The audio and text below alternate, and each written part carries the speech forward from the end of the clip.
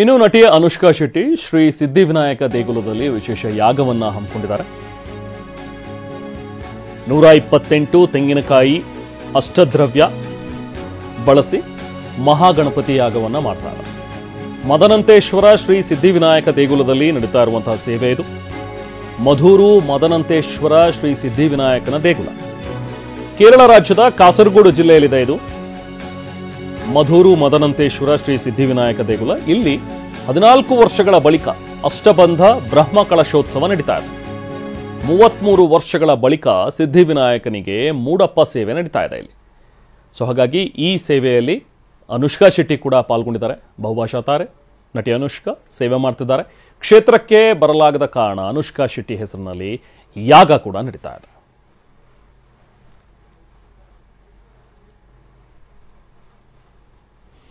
ಈ ಬಗ್ಗೆ ಮತ್ತಷ್ಟು ಡೀಟೇಲ್ಸ್ ಕೊಡೋಣ. ನಾವು ಪ್ರತಿನಿಧಿ ಪೃಥ್ವಿರಾಜ್ ನಮ್ಮ ಜೊತೆಗೆ ಜಾಯ್ನ್ ಆಗಿದ್ದಾರೆ. ಪೃಥ್ವಿರಾಜ್, ಈ ಒಂದು ಯಾಗದ ವಿಶೇಷತೆ ಏನು? ಅನುಷ್ಕಾ ಶೆಟ್ಟಿ ಬಂದಿದ್ದಾರಾ ಈ ಯಾಗದಲ್ಲಿ? ಅವರೇ ಖುದ್ದಾಗಿ ಹಾಜರಾಗ್ತಾರಾ ಅಥವಾ ಬರೀ ಅವರ ಹೆಸರಿನಲ್ಲಿ ನಡೀತಾ ಇರುವಂತಹ ಒಂದು ಯಾಗನ? ಏನ್ ಮಾಹಿತಿ ಇದೆ ಪೃಥ್ವಿ?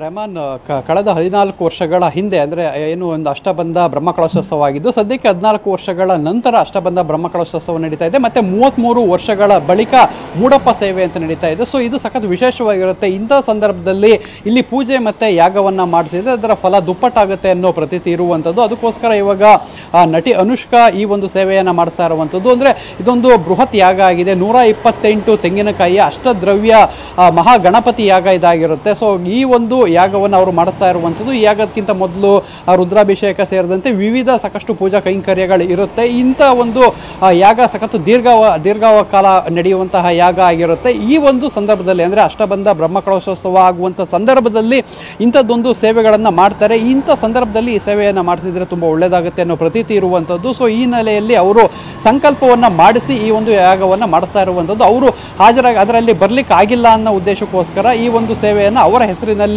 ಸಂಕಲ್ಪವನ್ನು ಮಾಡಿಸಿರುವಂಥದ್ದು. ಅದಾದ ಬಳಿಕ ಪ್ರಸಾದವನ್ನು ಕೂಡ ಅಲ್ಲಿಗೆ ತೆಗೆದುಕೊಂಡು ದೇವಸ್ಥಾನದ ಆಡಳಿತ ಮಂಡಳಿಯವರೇ ಕೊಡೋ ನಿರ್ಧಾರವನ್ನು ಕೂಡ ಮಾಡಿದ್ದಾರೆ. ಸದ್ಯಕ್ಕೆ ಈ ಒಂದು ಯಾಗ ಏನಿದೆ ಇದು ತುಂಬ ವಿಶೇಷವಾಗಿರುತ್ತೆ. ಈ ಒಂದು ಸಂದರ್ಭದಲ್ಲಿ 5 ದಿನಗಳ ಕಾಲ ದಿನಕ್ಕೆ ಒಂದರಂತೆ ಇಂಥದ್ದೊಂದು ಯಾಗ ನಡೆಯುತ್ತೆ. ಅದರಲ್ಲಿ ಒಂದು ಯಾಗವನ್ನು ಈಗ ಅನುಷ್ಕಾ ಶೆಟ್ಟಿ ಮಾಡಿಸ್ತಾ ಇರುವಂಥದ್ದು.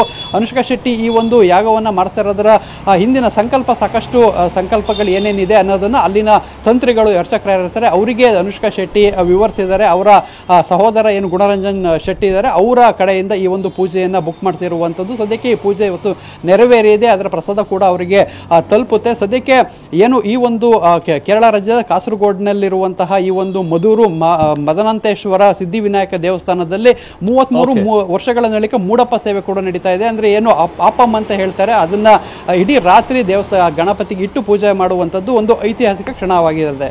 Rahman, thank you Prithvi.